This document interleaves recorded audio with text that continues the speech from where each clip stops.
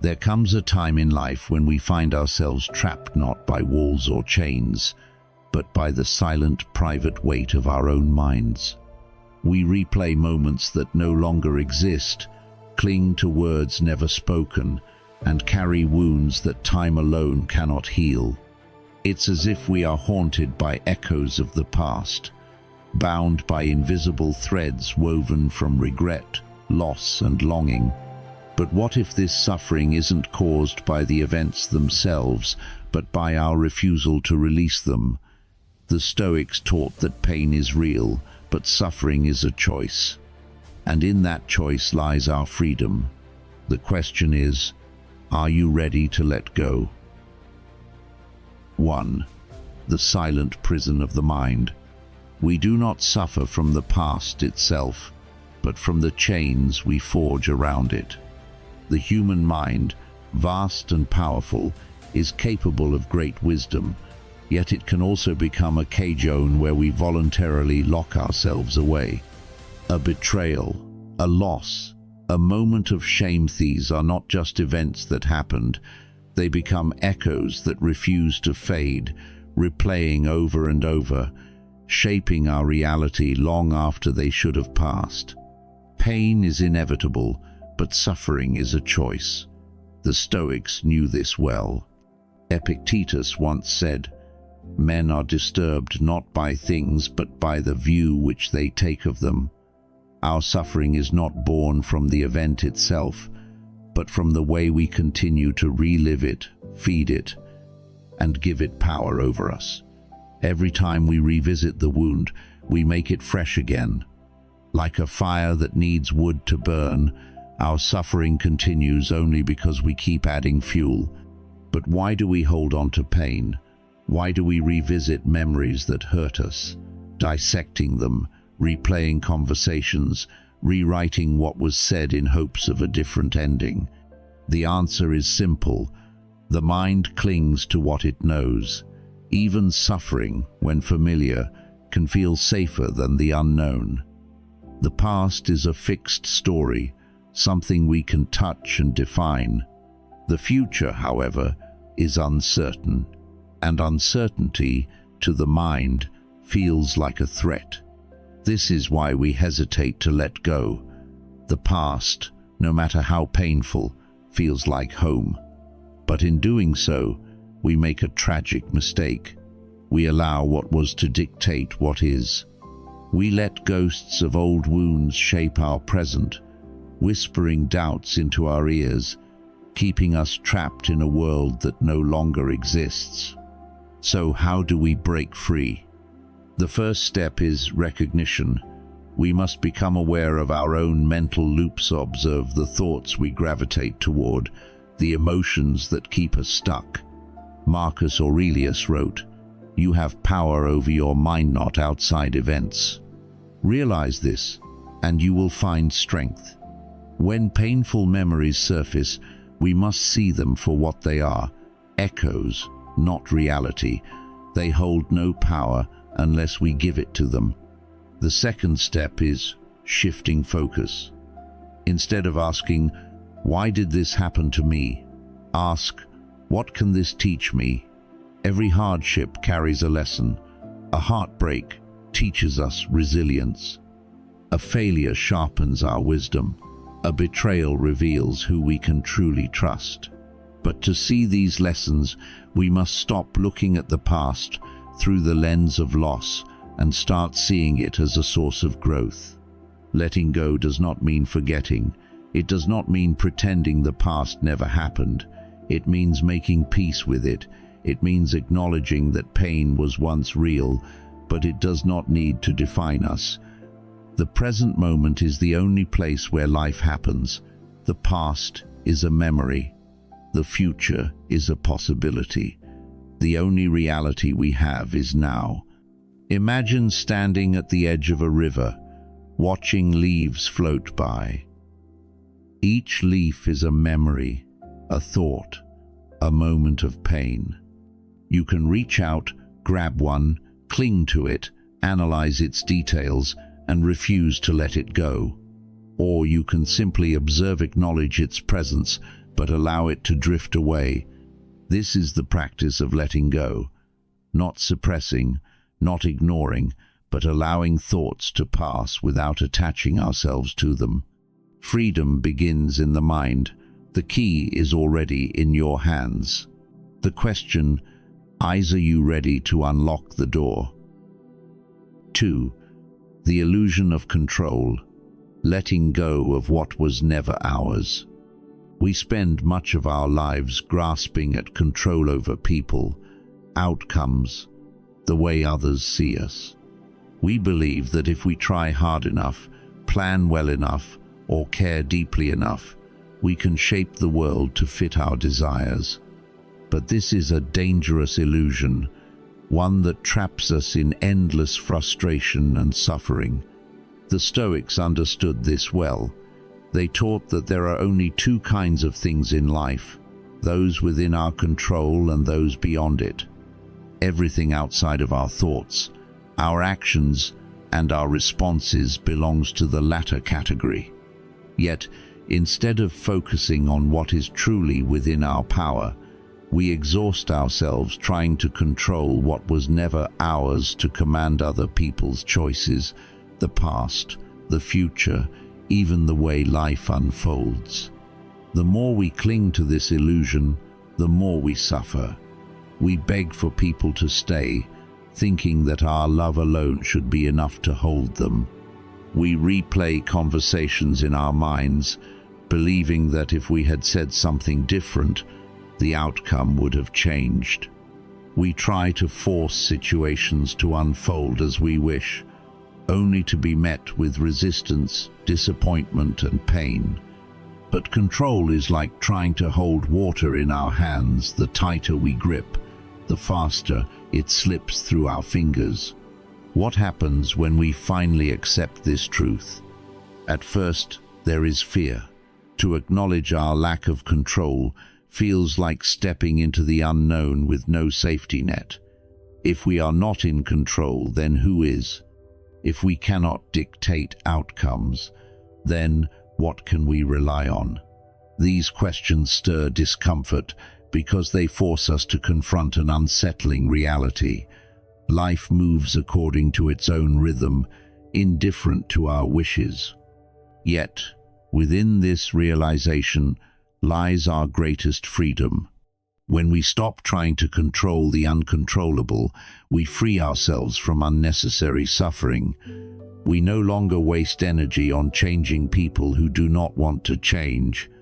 We no longer replay the past, hoping it will somehow rewrite itself. We no longer tie our happiness to circumstances that are fickle and fleeting. Instead, we turn inward to what has always been within our power, our perspective, our choices, and the way we meet life as it comes.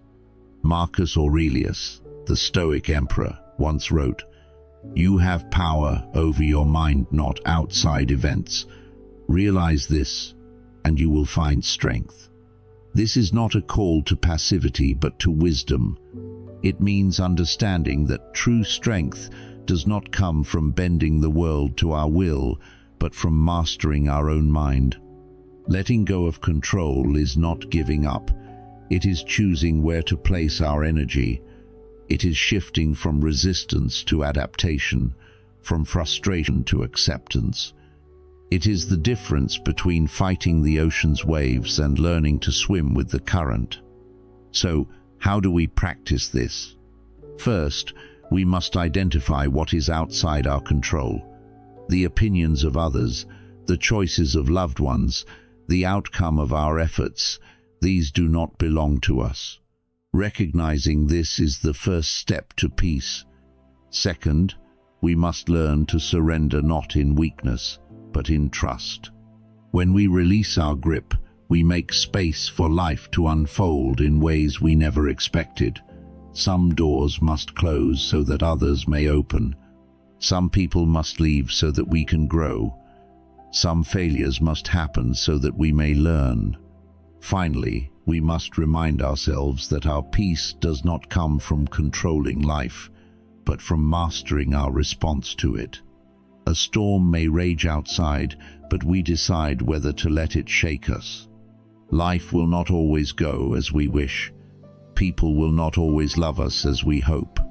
The future will not always unfold as we plan. But this does not mean we are powerless.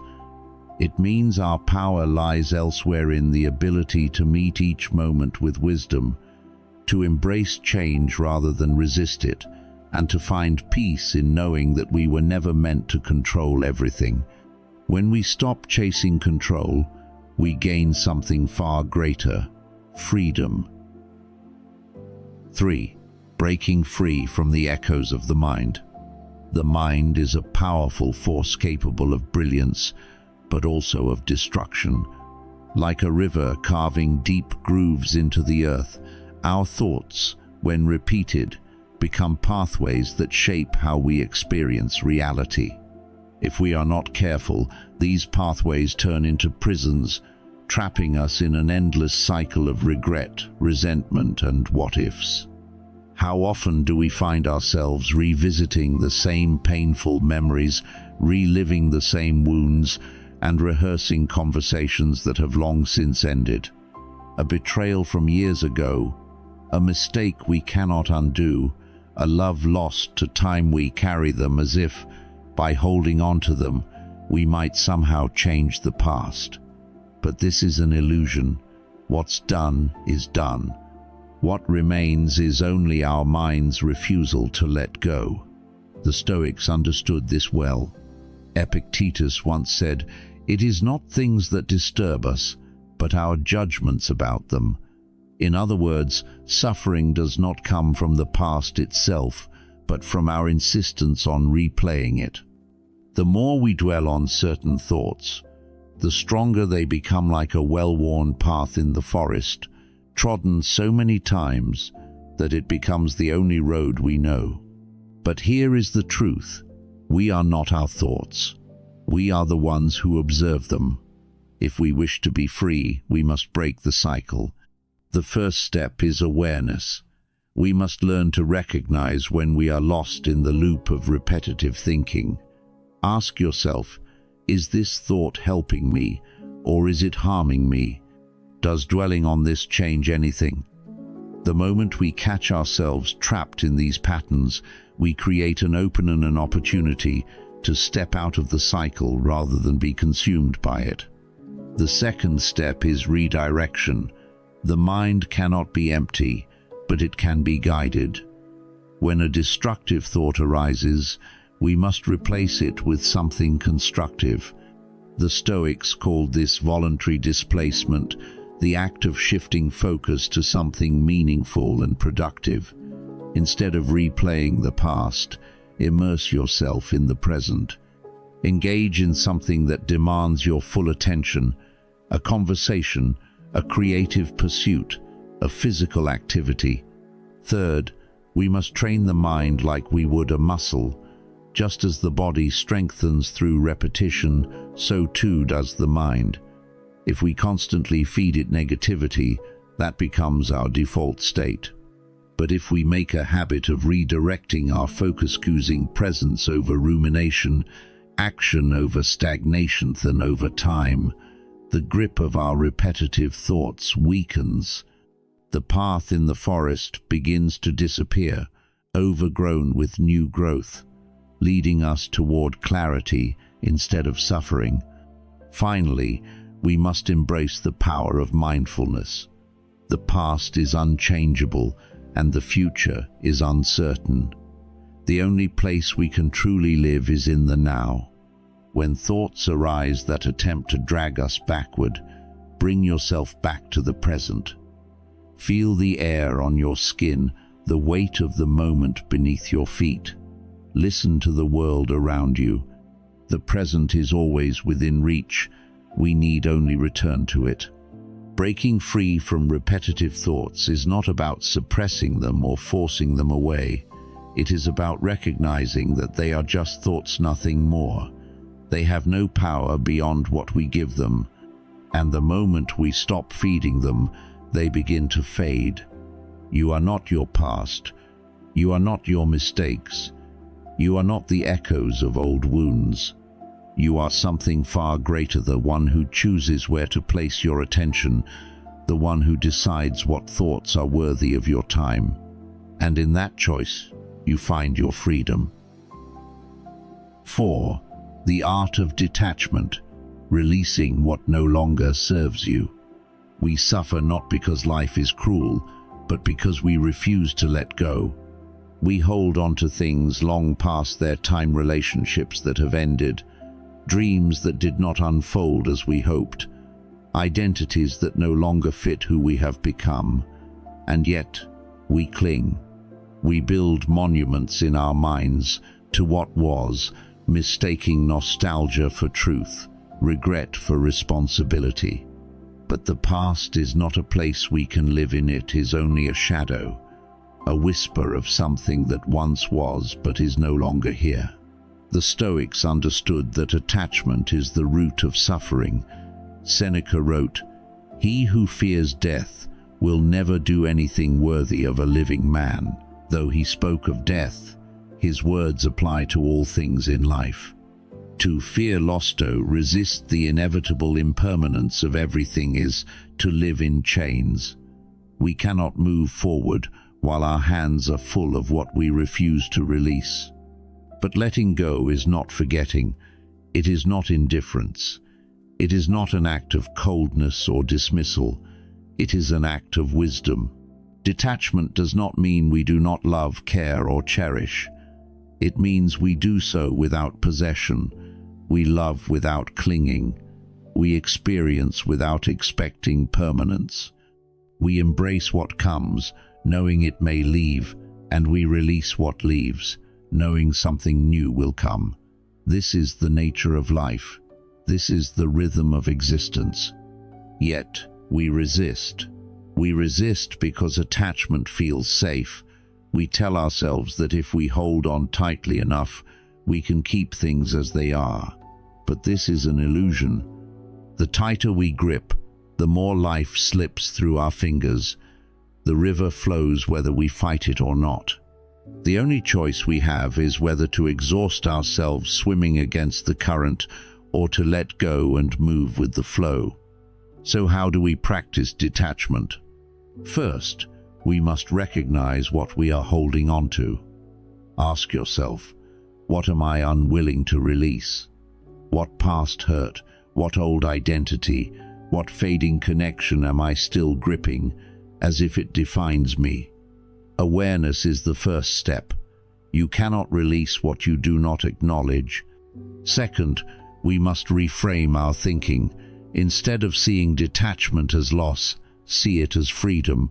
You are not losing something, you are making space. Space for peace, space for new experiences, space for a lighter heart. Imagine carrying a heavy bag for years, believing it is part of you. Then, one day, you set it down. The relief is overwhelming. The weight was never part of you, was only something you carried. Third, we must learn to trust life. Detachment requires faith not in some mystical force, but in the simple truth that life continues, that joy follows sorrow, that endings make way for beginnings, that we do not need to force or hold or chase only to meet each moment as it comes and let it pass when it is time. Finally, we must return to the present. Much of our suffering comes from attachment to what was. But the past is gone. The future is uncertain. The only reality is now. Be here. Feel the breath in your lungs, the weight of your body in this moment, the sound of life happening around you. Let that be enough. Let that be where you place your heart, your focus, your presence. When we master the art of detachment, we do not lose, we gain. We gain clarity, peace, resilience. We gain the ability to love fully without fear, to experience deeply without possession, to walk through life unburdened by what we cannot change. And in that freedom, we finally find ourselves 5. Forgiveness, the ultimate freedom. There is a weight we carry that no one else can see. It is not made of stone or metal, yet it burdens us all the same. It is resentment, anger, and the silent desire for justice against those who have wronged us. We hold on to it tightly, believing that if we let go, we are letting them win. But the truth is, we are the only ones suffering. The one who harmed us moves on, while we remain shackled to a past that still burns. The Stoics understood this deeply. Seneca once said, "To forgive is to set a prisoner free and discover that the prisoner was you." We believe that holding on to pain protects us, that by keeping the memory of betrayal alive, we guard ourselves from future harm. But in reality, resentment is a poison we drink, expecting the other person to suffer. The only thing it destroys is our own peace. Forgiveness is not about forgetting. It is not about excusing harm or pretending that pain never existed. It is about refusing to let that pain control us any longer. It is about choosing freedom over bitterness, clarity over resentment, and peace over the endless replaying of past wounds. But how do we forgive? First, we must recognize that forgiveness is not for them, it is for us. It is not about whether they deserve it. It is about whether we deserve peace. When we forgive, we take back control of our own minds. We stop letting someone else's actions define our emotions, dictate our thoughts, and drain our energy. Second, we must separate the event from the story we tell ourselves about it. The past cannot be undone, but how we interpret it is within our power. Ask yourself, am I replaying this pain because I believe it still has power over me? If so, recognize that the only place the past exists now is in your mind. The moment you decide to change the way you see it, its hold on you begins to weaken. Third, we must release the need for revenge. The desire for justice is natural, but it is often an illusion. We think that if we make the other person suffer, we will finally feel relief. But more often than not, vengeance leaves us empty. True power is found not in punishing another, but in proving that they no longer have control over us. Marcus Aurelius wrote, "The best revenge is to be unlike him who performed the injury. To heal is the greatest victory." Finally, we must accept that people act according to their nature, their pain, and their limitations. This does not mean excusing their actions, but understanding that human beings are flawed. Some hurt others out of ignorance, some out of their own suffering, some because they simply do not know any better. If we live expecting perfection from people, we will always be disappointed. To forgive is to free ourselves. It is to stop carrying what no longer serves us. It is to reclaim the energy we have wasted on anger and transform it into something better: wisdom, growth, and inner peace. Let go, not because they deserve it, but because you do. 6. The wisdom of impermanence, embracing life's unavoidable truth. Everything you love will change. Everything you fear will pass. Everything you are clinging to, no matter how tightly, will one day slip through your fingers. This is not a tragedy, it is the nature of life itself. We suffer not because things change, but because we expect them to stay the same. We believe that love will last forever, that success will always remain, that the people in our lives will never leave. And yet, nothing in this world is permanent. The seasons shift, the tides rise and fall, and we too are constantly evolving. The Stoics understood this deeply. They practiced memento mori, the reminder that everything, including life itself, is temporary. This was not meant to inspire fear but clarity. When we accept impermanence, We begin to cherish the present moment instead of clinging to the past or fearing the future. Seneca wrote, "What need is there to weep over parts of life? The whole of it calls for tears." He did not mean that life is sorrowful, but rather that resisting its nature only leads to suffering. The more we fight change, the more we suffer when it inevitably comes. But if we embrace it, we find freedom. So how do we learn to accept impermanence? First, we must stop taking things for granted. Look around you. The people you love, the experiences you enjoy, even the struggles you face, and none of them will last forever. This is not a reason to despair, but a reason to be present. Instead of assuming we have unlimited time, we must appreciate what we have while it is here. Every sunrise, every conversation, every fleeting moment is a gift. Treat it as such. Second, we must release our grip on what was. So much of our suffering comes from clinging to things that have already passed. We mourn old versions of ourselves, past relationships, opportunities that are no longer available. But just as the leaves must fall for new growth to emerge, we too must allow the past to make way for what comes next. Holding on to what is gone does not bring it back, it only keeps us from living fully in the present. Third, we must make peace with uncertainty. The future is unknown, and no amount of planning or control can guarantee outcomes. But this is not something to fear. It is an invitation to trust in life's unfolding. The unknown holds not just loss, but possibility. The doors that close make way for ones we cannot yet see. The endings we grieve often lead to beginnings we never expected. Finally, we must remind ourselves that impermanence does not mean meaninglessness. Just because something does not last forever does not mean it was not valuable. A flower that blooms for a single day is no less beautiful than a mountain that has stood for centuries. Life is precious because it is fleeting. To accept impermanence is to live without fear. It is to love without attachment, to experience fully without grasping, and to trust that whatever comes, we have the strength to meet it. Do not mourn the passing of time.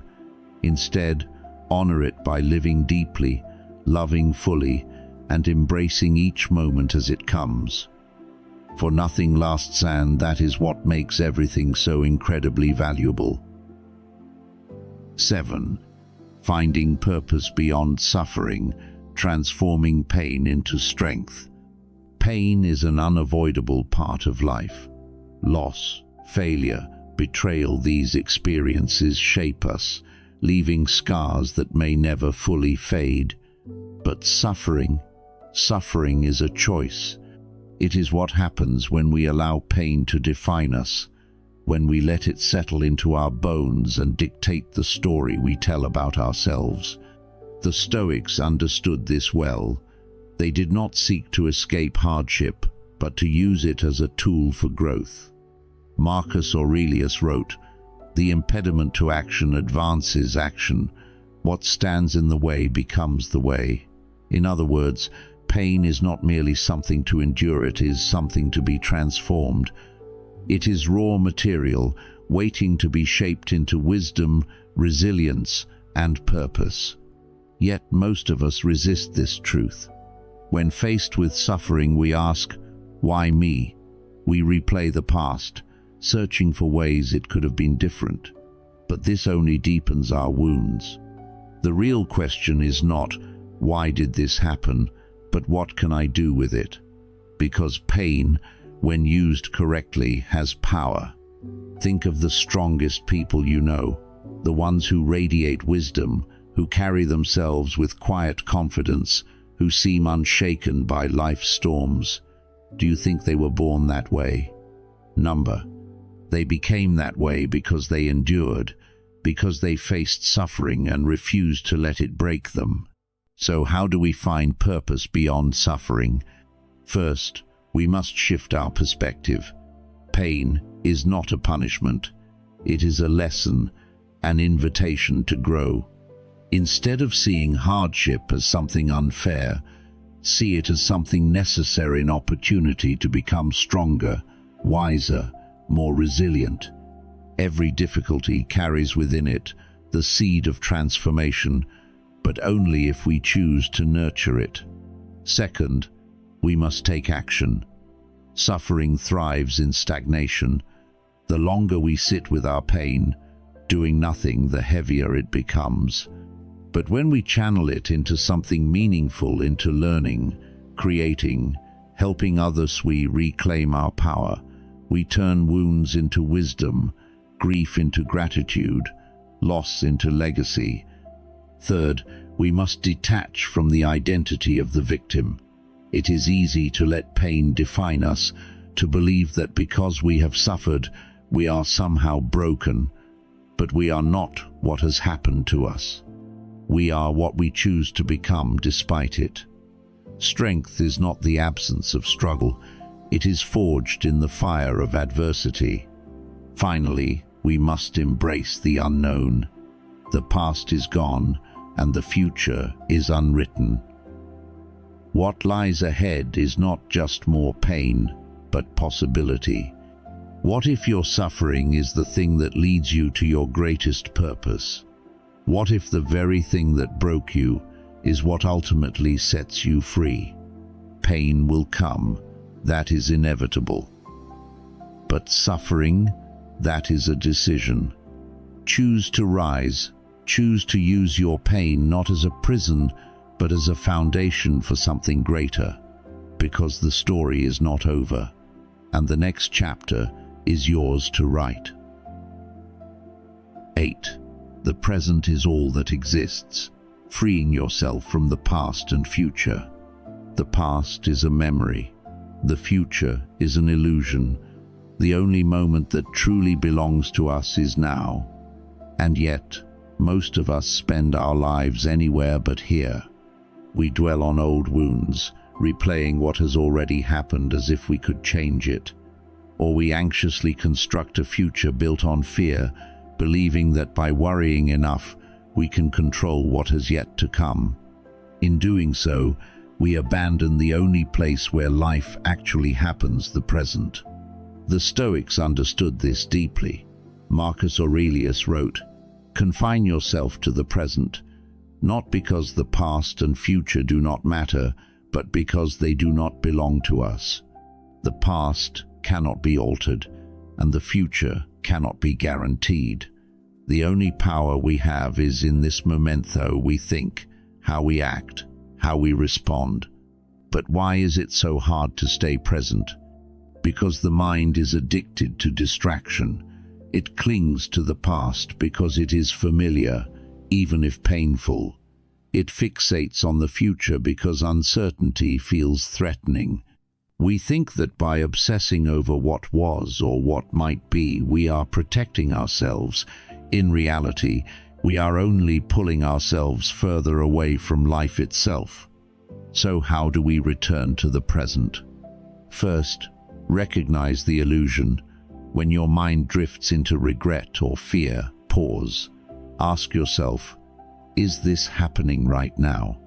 Most of our suffering is self-inflicted, born from thoughts that exist only in our minds. The moment you see this, you regain control. Second, train your awareness.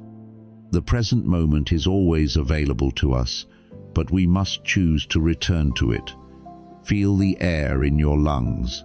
Listen to the sounds around you. Notice the sensation of your feet on the ground. The body is always in the present, the mind is what strays. By anchoring yourself in physical reality, you pull yourself back into now. Third, embrace what is, rather than what could have been. Regret is the refusal to accept what has already happened. Anxiety is the fear of what has yet to unfold. Neither changes reality. Acceptance, however, does. It allows us to engage fully with life as it is, instead of being trapped in what was or what if. Fourth, simplify. Much of our distraction comes from overstimulation, too many thoughts, too many worries, too much noise. The more we simplify our lives, the easier it becomes to be present. Declutter your mind, your environment, your expectations. Make space for what matters. Life is not waiting for us somewhere in the future, nor does it live in the echoes of the past. It is here, now, in this breath, in this moment. The question is, are you here to live it? 9. The power of inner peace. Mastering the one battle that truly matters. There is a war that rages within most of you, a war against reality. We fight against the past, unwilling to accept what has already happened. We battle the future, trying to control what is beyond our reach. We resist change, resist uncertainty, resist discomfort. And in doing so, we create endless turmoil within ourselves. But what if we stopped fighting? What if, instead of trying to control everything outside of us, we turned inward and mastered our own mind? The Stoics believed that true power is not found in controlling others or shaping external circumstances. It is found in mastering oneself. Marcus Aurelius wrote, "You have power over your mind, not outside events. Realize this, and you will find strength." Inner peace is not given to us by the world. It is something we cultivate from within. It is not found in wealth, status, or validation, but in our ability to remain calm and steady, no matter what life throws at us. Yet most of us seek peace in the wrong places. We tell ourselves, "I will be at peace when I achieve success, when I find love, when my problems disappear." But peace does not come from perfect circumstances. It comes from learning to be unshaken despite them. So how do we cultivate inner peace? First, we must stop resisting life. Much of our suffering comes not from events themselves, but from our refusal to accept them. We wish things had happened differently. We wish people were different. We wish life would go the way we imagined. But reality does not bend to our wishes. The more we resist, the more we suffer. The moment we accept life as it is, not as we want it to be, we free ourselves. Second, we must detach from external validation. If our peace depends on the opinions of others, we will always be at their mercy. If it depends on success, we will always be chasing. True peace comes when we no longer need approval, when we no longer measure our worth by achievements, but by the steadiness of our own mind. Third, we must master our thoughts. The mind, if left unchecked, will run wild, replaying past mistakes, creating imaginary fears, clinging to what no longer serves us. But we are not our thoughts. We are the ones who observe them. The moment we learn to step back and not be controlled by every passing emotion, we reclaim our inner world. Fourth, we must simplify. Chaos is not just external, it is internal. Too many distractions, too many desires, too many unnecessary worries. The more we declutter our minds, our schedules, our attachments, the more space we create for peace. The fewer things we depend on, the freer we become. Finally, we must trust in the unfolding of life. The future is uncertain. We do not know what will happen, nor can we control it. But we can choose how we meet each moment. We can either greet life with fear or with faith, with resistance or with flow. Peace is not the absence of difficulty, it is the ability to remain steady despite it. There will always be storms, there will always be chaos outside of us. But the real question is, will there be chaos within us? Because the world will not always be calm, but we can be. And in that calm, we find the greatest power of all, the power of inner peace. Conclusion: the freedom of letting go. Suffering is not found in the events of our lives, but in our refusal to release them. We cling to the past, try to control the uncontrollable, and allow repetitive thoughts to imprison us. But the truth is, freedom has always been within our reach. It begins the moment we choose to let go. Let go of what you cannot change. Let go of the illusion of control. Let go of the need for approval, the weight of resentment, and the fear of uncertainty. True peace is not found in fixing the world around us, but in mastering the world within us. This is not an easy path. It requires awareness, discipline, and courage. But those who choose it will find something far greater than temporary happiness. They will find resilience, clarity, and an unshakable sense of inner strength. Now, I want to hear from you. What is one thing you are working on letting go of? Share your thoughts in the comments, and let's continue this journey together. If you found value in this, don't forget to like, subscribe, and turn on notifications for more insights on Stoicism and the art of living with wisdom. See you in the next video.